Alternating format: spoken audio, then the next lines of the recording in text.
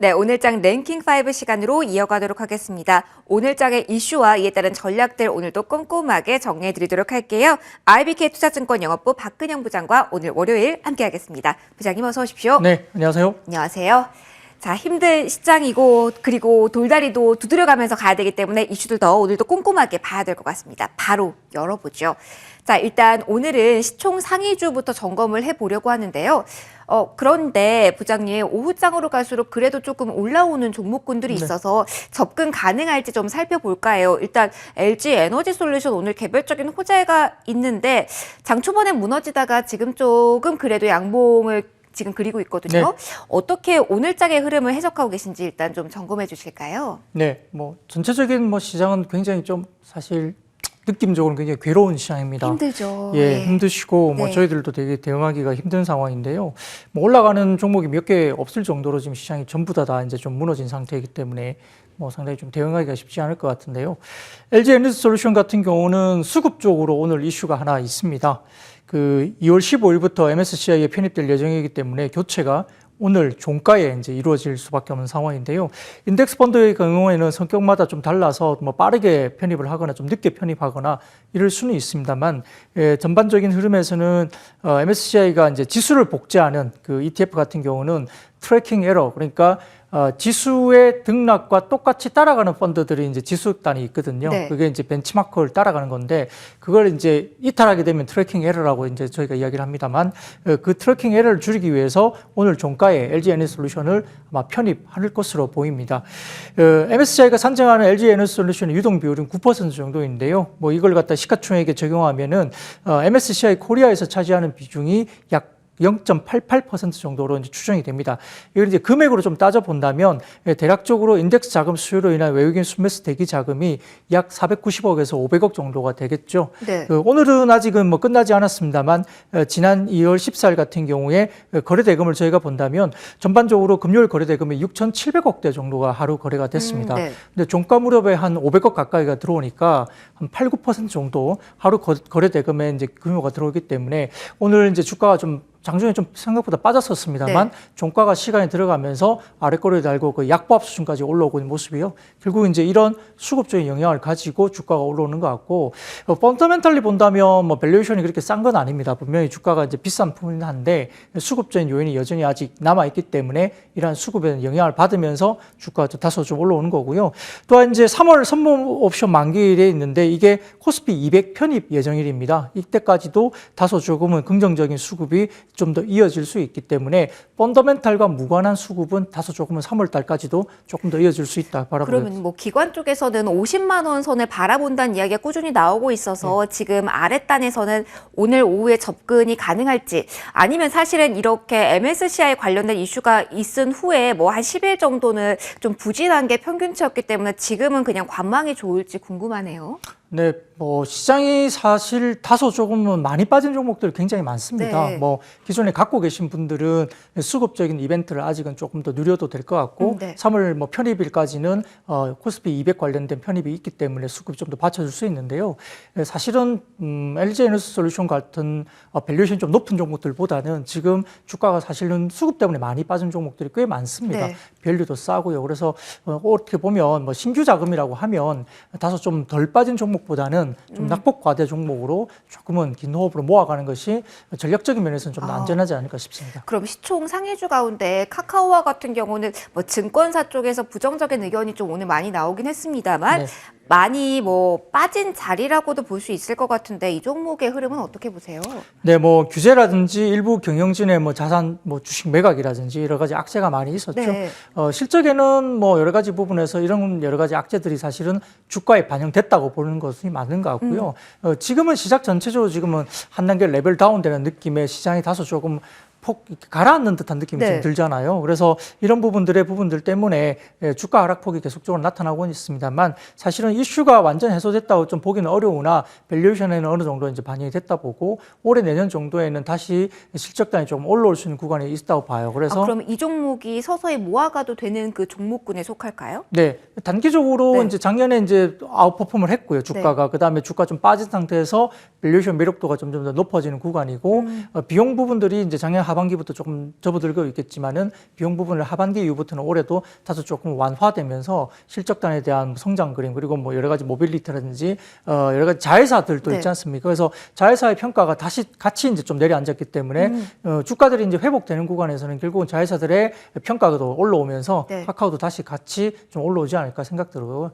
조금 긴 호흡으로 봐야 될 것 같아요. 워낙 시가총액도 크고 네. 무거운 주식이기 때문에 조금 긴 호흡으로 접근하시고 최근에 또 뭐 은행주들이 또 꽤 많이 올랐습니다. 뭐 카카오뿐만 아니라 다른 뭐 여러 가지 카카오뱅크도 있지만 카카오뱅크는 다소 밸류가 좀 비쌌고 네. 전통적인 뭐 하나금융이라든지 KB금융, 신한금융, 그다음에 우리은행 이런 우리 금융주주 이런 쪽도 많이 올랐어요. 그래서 이런 자회사들의 움직임들이 결국은 카카오뱅크도 좀 돌아야 되고 그 외에 카카오게임즈라든지 다른 자회사들도 어느 정도 주가가 좀 돌아서야만이 카카오도 같이 좀 움직일 수 있겠다 생각합니다. 단순히 지금 대형주가 많이 빠졌다고 해서 섣부르게 접근하는 것보다는 종목별로 선별적인 전략을 취해야 된다라는 의견 주셨습니다. 두 번째 이슈로 좀 넘어가 보죠. 사실 지금 뭐 외부 이슈도 있지만 내부적으로 봤을 때도 투자 심리가 부장님 많이 위축된 상태입니다. 뭐 셀트리온도 그렇지만 오스템 임플란트, 신라젠 역시 그런데요. 이번 주에 운명의 한 주라는 이야기가 많이 나오고 있습니다. 어떤 결정이 나오게 되고 그 결정에 따라서 코스닥을 바라보는 그 투심이 좀 안정될 수 있을지도 궁금하네요. 어떤 시나리오 예측하고 계신가요? 네, 뭐 오스템 임플란트 뭐 갖고 계신 분들이나 신라젠 뭐 보유자들은 상당히 좀 힘겨운 시간이 될 것 같고요. 네, 오스템도 한 달, 뭐 신라젠도 1년 동안 거래 정지가 돼서요. 그렇죠. 그러니까 자기 자본 대비 횡령 규모가 뭐 오스템 임플란트가 다소 좀 큰 편입니다. 네. 그렇기 때문에 아마 자금 회수 가능성에 따라서 실질 심사 여부가 결정될 것으로 보는데요. 기업의 영속성이라든지 그다음에 기존에 주식을 갖고 있는 투자자의 보호라는 여러 가지 관점에서 좀 감안을 해야 될 것 같고 여기에 따라서 상장 폐지 가능성을 높게 보는 건 아닌 것 같아요. 그래서 시장에서 다소 그래도 재거래가 되지 않을까 생각을 하는 것 같고 횡령 자금 회수가 가능한지를 좀 확인할 필요가 있습니다. 그리고 실제로 얼마 정도 현실적으로 얼마 정도 회수가 또 가능한지 좀 봐야 될 것 같은데 대규모의 횡령에 대한 감시 시스템 미비로 인한 뭐 ESG 리스크 상승이라든지 회사에 대한 신뢰도가 좀 다소 좀 떨어질 수밖에 없는 구간이어서 아마 재상장을 하게 되더라도 주가가 일정 부분 조금 더 빠질 수도 있는 것도 네. 좀 감안을 하셔야 될 것 같고요. 신뢰도에 대한 주가 하락 가능성이 있기 때문에 여러 가지 부분에서도 다소 조금은 좀 여전히 남아 있을 수 있다 생각됩니다. 물론 거래가 다시 재개될지 어떨지는 좀 더 나와봐야 될 것 같고요. 확인이 필요합니다만 결국은 이제 추후에 횡령 자금에 대한 회수 여부라든지 금액에 대한 여러 가지 부분들 변수가 확인될 때 뭔가 좀 윤곽이 잡힐 것 같고 신라젠 같은 경우는 결국은 이제 캐시카우 창출이 필요한데요. 결국은 이제 돈을 매출이나 이런 부분들이 도대체 이제 신라젠이 상장이 유지될 수 있는 구간이 이제 형성이 되느냐의 문제가 가장 중요한 거죠. 그래서 1분기 당장 3억 원의 매출을 내야 되는 조건이 있습니다. 그래서 그 부분들을 내야 되는데 연매출 30억을 넘겨야 되거든요. 그래서 이게 이제 상장 관련된 상장 유지를 위한 조건인데요. 사실 이 부분들이 이제 회사 같은 경우는 지금 상장 폐지 요건에 대해서 매출단을 3억 이상 그리고 연간 30억 이상을 메울 수 있는 어떤 뭐 심의 관련해서 내용을 넣었다. 실질적으로 이제 어느 정도 자기네들이 이제 어떤 증명을 했다라고 이제 회사는 주장을 하고 있습니다. 이런 부분들이 받아들여질지 좀 봐야 될 것 같고 결국은 이제 헬스케어 파트에서 커머스 사업을 시작하면서 올해 들어서 해당 사업에서 상장 요건을 갖출 수 있는 요건을 충분히 충족시킬 수 있는 매출 발생하고 있는 것을 심사 관련해서 이제 어느 정도 제출을 했고 이걸 해서 확인하고 있다라고 회사는 말하고 있기 때문에 조금 기다려 볼 필요는 있겠습니다. 뭐 기다려 보긴 해야겠습니다만 일단 이번 주 결론이 나오면 코스닥 시장에도 좀 조금은 긍정적인 영향 줄 수도 있을까요, 부장님? 예, 뭐 사실은 투심이 이렇게 이제 거래가 정지됐을 때 투심이 안 좋아졌고요. 네. 근데 이제 상장했을 때 글쎄요, 뭐 제 개인적으로는 좀 팔고자 하는 욕구가 높지 않을까요? 네. 재거래됐다고 했을 때 이 주식을 다시 사고자 막 공격적으로 들어가기에는 조금 어렵지 않을까 싶고요. 단기적으로는 오히려 조금 거래가 될 때 개인 고객들은 좀 팔고자 하는 욕구가 좀 높지 않을까 싶습니다. 그래서 여기에 대해서는 조금 수급이 오히려 단기적으로는 조금은 약화될 가능성은 좀 염두에 두고 볼 필요가 있겠습니다. 조금 어떻게 해결될지 결론을 보고 추가적으로 저희가 이에 대한 내용은 또 업데이트를 해드리도록 하겠습니다. 세 번째 이슈 볼게요. 원자재 관련주가 여기까지 가나 더 가나 좀 아리송했었는데 계속 랠리를 펼치고 있습니다. 네. 우크라이나 리스크가 생각보다 무게감 있게 시작을 흔들리고 있는 상황이거든요. 어떻게 봐야 될지 좀 궁금합니다. 일단 원자재주 이렇게 연동해서 오르는데 투자 매력이 지금 상황에서는 있다고 부장님 보시는지요? 네, 뭐 상당히 변수가 많아서 지금 언제가 원자재 관련된 가격이 꼭지라고 말씀드리기가 굉장히 어렵습니다. 네. 지금 러시아와 우크라이나 관련된 이 이슈는 전쟁으로 보기보다는 오히려 이제 인플레를 자극하는 요건으로 보는 것이 맞습니다. 최근에 이제 주가가 빠진 이유도 그 때문인데요. 결국 이제 우크라이나의 그 남동부 지역을 만약에 점령을 한다고 하면 그 정도는 유럽이나 이 서방 국가가 어느 정도 용인을 할 것 같다는 느낌이 드는데요. 경제 제재가 좀 일부 있을 수 있겠지만은 그래도 그 정도의 정복은 아마 어느 정도 용인할 것 같습니다. 근데 이제 키예프, 그러니까 수도로 만약에 진격을 한다면 나토군이라든지 미국의 참전의 가능성이 있기 때문에 상당히 이제 문제가 커져서 이게 사실은 가장 워스트한 케이스거든요. 네. 근데 양쪽이 다 그렇게 보기에는 러시아도 좀 부담스럽고 네. 그다음에 우크라이나도 원하지 않을 거고 유럽이나 미국도 사실은 원하지 않을 수 있어요. 그래서 다소 조금은 그리고 이제 날짜를 또 미국에서 다소 좀 이례적으로 밝혔지 않습니까? 2월 16일 날. 근데 뭐 러시아는 이게 또 가짜 뉴스라고 네네. 하니까 2월 16일 날 헷갈리더라고요. 뭐 전쟁이 발발한다. 이렇게 미국에서 이제 날짜를 아예 이야기하는 이례적인 상황인데요. 뭐 사람들이 2월 16일 날 한다 그러면 그날 과연 전쟁을 할까요? 뭐 사실 가능성은 높지 않게 보는 편이 조금 더 높은 것 같은데 그래도 전쟁 발발 가능성은 누구도 예단할 수는 없죠. 그래서 결국 이 부분에 이제 자극이 되면서 이제 원자재 관련돼서 가격이 올라가는데 뭐 알루미늄이라든지 원유 가격이 올라가고 있고 WTI 같은 경우는 지금 장중에 뭐 거의 95달러 언저리까지 올라가면서 상당히 급등하고 있고 실제 무력 충돌이 만약에 그 지역에서 일어난다면 WTI 기준으로는 120달러까지는 간다고 시장 보고 있는 것 같아요. 근데 그게 정말 전쟁이 일어난 게 아니라 힘들어지게 가면서 전쟁이 일어나지 않는다면 이제 피크아웃 되겠죠, 가격은. 근데 실제 보면은 일부 이런 뭐 이야기도 있습니다. 지금 3월 초중순 정도 되면은 전쟁을 더 이상 하기가 좀 힘들다고 이야기 나와요. 그게 우크라이나 지역이 이제 한파에서 이제 그 얼음이 녹으면서 그쪽이 진흙탕 바닥이 된다고 해요.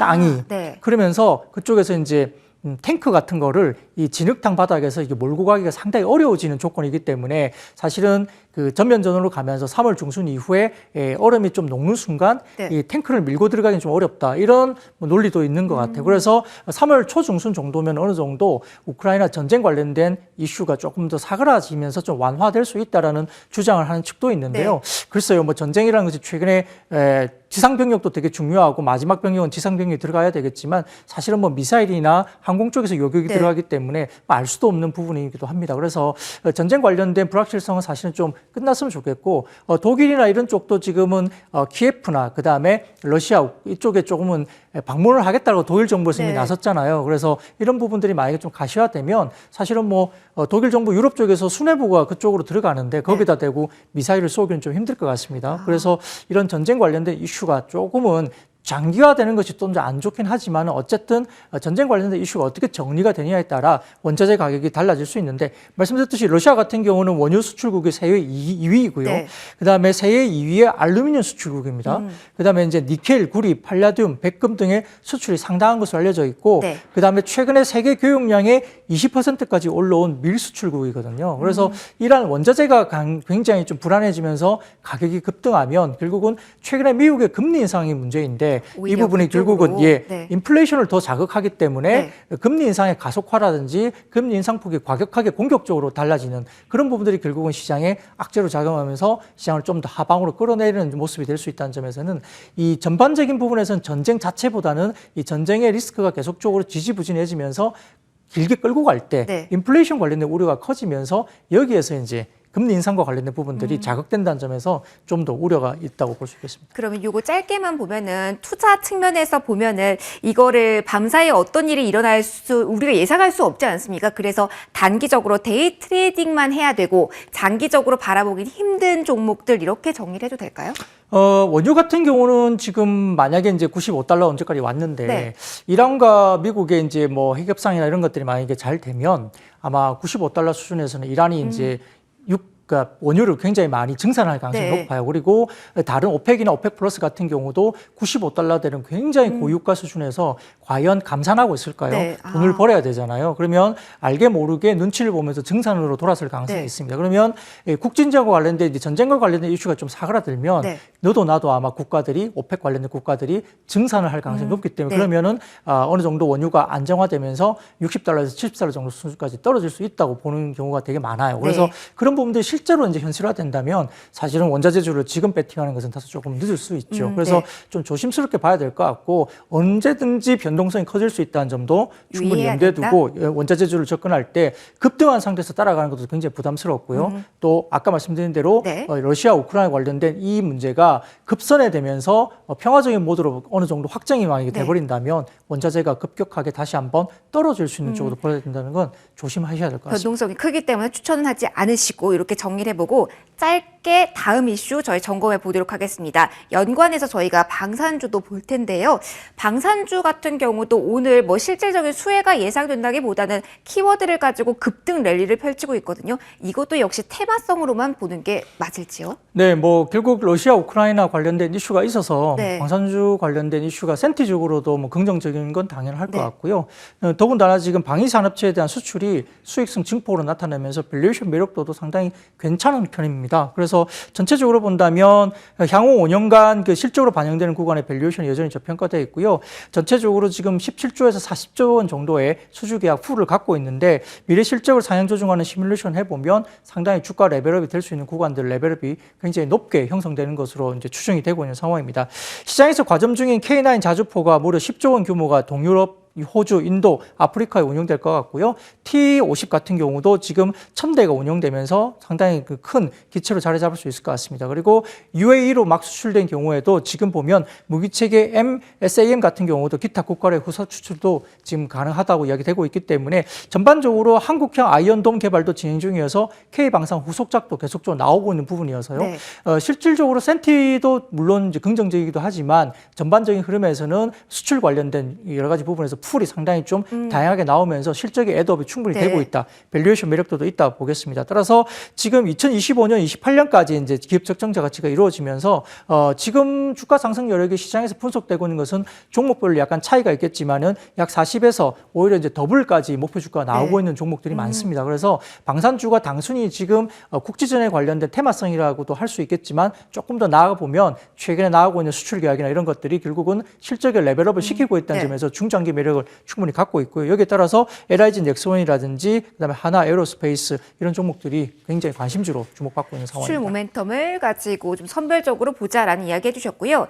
자, 마지막입니다. 음식료주 저희가 마지막 랭킹으로 꼽아봤는데요. 원자재 가격 상승 구간이라서 이거 리오프닝 수혜만 보고 가져가도 될지, 필수 소비재라 가져가도 될지 좀 의문이 생기는 시점입니다. 최근 좀 많이 올라오긴 했는데 간략하게 정리해 주신다면 지금 어떤 위치라고 보시는지요? 네, 과거에 이제 주가가 많이 빠졌거나 금융위기를 이제 마련했던 시점을 보면은 보통 2년까지는 경기 관련된 경기 민감주가 시장을 대표해서 올라왔기 때문에 음식료가 거의 못 올랐습니다. 근데 이제 3년차 접어들면서 금융위기가 좀 회복되고 경기 민감주가 먼저 오른 다음에 이런 음식료 필수 소비재가 올라가는 사이클을 보여줬거든요. 네. 그래서 팬데믹 관련돼서 본다면 지금 코로나 팬데믹이 2년 지나고 3년차에 들어왔습니다. 더군다나 지금 최근에 그 음식료 업종과 관련된 부분에서 12개월 포워드 PER이 11배 수준이기 때문에 역사적 밴드 하단까지 내려와 있다는 거고요. 네. 두 번째로는 곡물가 향상인데 2020년 7월부터 상승했던 곡물가가 작년 5, 6월 정도의 고점 형성을 이미 하고 이제 곡물가가 30% 이상 굉장히 조정을 또 받았었습니다. 네. 그래서 이런 부분들이 원가에 지금 이제 반영되는 게 레깅이 후행되면서 한 5개월에서 6개월 뒤에 후행이 되거든요. 그러면 결국은 피크 쳤던 곡물가가 지난 4분기에 이제 반영이 되면서 올해 1분기부터는 곡물가가 상당히 계속적으로 떨어지는 구간에 들어갑니다. 네. 근데 가격은 4분기부터 원가 상승을 반영하면서 판가를 계속적으로 올려왔거든요. 네. 과자도 농심, 라면도 마찬가지로 다 올려왔거든요. 지금 주류도 올라간다 그러잖아요. 네. 그러니까 그런 것들이 벌어지면 결국은 매출은 더 늘어나고 단가, 그러니까 원재료가 가격이 떨어지는 구간이기 때문에 스프레드가 벌어지면서 밸류에이션 매력도가 있겠죠. 여기에 따라서 지금 라면 강세라든지 이런 부분에 따라서 농심이라든지 그다음에 최근에 뭐 CJ 제일제당은 원래 뭐 탑픽이었기 때문에 이야기가 되는 것 같고요. 그 외에도 하이트 진로, 뭐 수요 회복이라든지 리오프닝이 되면 결국은 술 관련된 네. 소비 가격도 올라가는 거죠. 신사업의 실적 기여가 되고 있는 신세계 푸드 이런 종목들도 시장에서 우려가 네. 되는 부분에서는 관심 종목으로 될 수 있겠습니다. 저 이제 원픽 볼 시간인데요. 오늘은 시간 관계상 가격 전략 위주로 좀 말씀해 주셨으면 좋겠습니다. 알겠습니다. 어느 종목 원픽으로 제시해 주실까요? 네, 뭐 시장에서 지금 오늘 핫한 것은 사실은 하이트 진로인데요. 네. 오늘은 농심 말씀드리겠습니다. 네. 농심 같은 경우도 북미 법인의 괄목할 만한 성장세가 나타나고 그다음에 전문 경영 체제로 바뀌면서 지금 해외 진출을 가속화하고 있습니다. 따라서 최근에 이제 인지도가 농심 브랜드가 뭐 신라면뿐만 아니라 너구리, 짜파게티 등도 견조하면서 북미 쪽의 매출이 상당히 많이 늘어나고 있고요. 최근 연평균 18.6% 계속적으로 올라가고 있고 네. 내수주의 수출주화해서 밸류에이션 레벨업이 충분히 된다는 점에서는 농심 말씀드리겠고요. 네. 역사적 밴드 하단에 위치한 PBR 0.8배 거래가 되고 있기 때문에 전평가 배력도 충분히 아직도 가능합니다. 목표가는 40만 원, 손절가는 30만 5천 원 말씀드리겠습니다. 네, 알겠습니다. 지금까지 IBK 투자증권영업부 박근영 부장과 이 시간 함께 하셨습니다. 부장님 고맙습니다. 감사합니다.